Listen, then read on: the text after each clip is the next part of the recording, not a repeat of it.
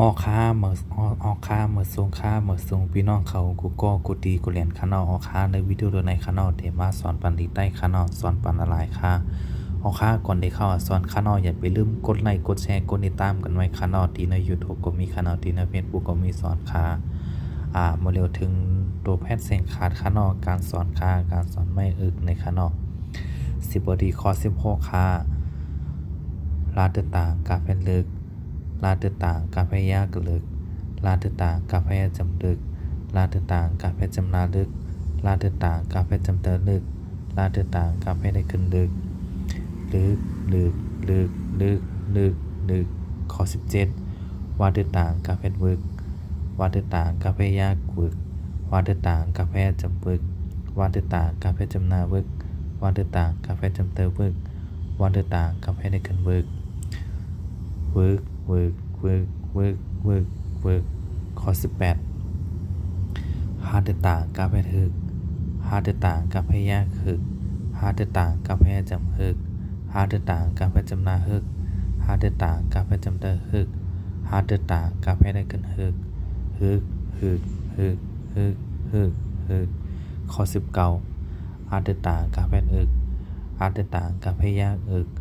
หาต่างกาเพจำอึกหาต่างกาเพจำนาอึกหาต่างกาเพจำเตออึก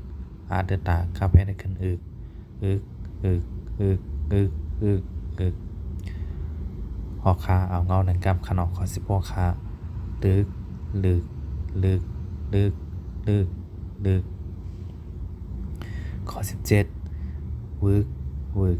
วึกวึกวึกวึกข้อ18ฮึกฮึกฮึกฮึกฮึกฮึกข้อ19อึกอึกอึกอึกอึกอึกข้อ16หนังกำขนอกลึกลึกลึกลึกลึกลึกข้อ17วึกวึกวึกวึกวึกวึกข้อ18ฮึกฮึกฮึกฮึกฮึกฮึกข้อ19อึกอึกอึกอึกอึกอึกออคาที่ใน YouTube ก็มีสอนปันคณะออคาใน YouTube เป็นสีแดงจังในคณะแล้วก็จื้อ YouTube ก่อนในคณะเขาได้เขียนตามมาในคณะเขียน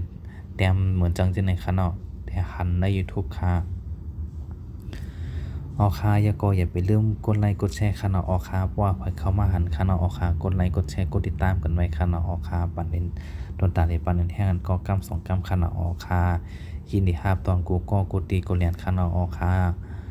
ที่ใน YouTube คณะที่เป็นเจือในคณะที่ใน YouTube ค่ะออคายินดีรับตอนกูก็กูตีกูเรียนคณะออคาเหมือสูงค่ะ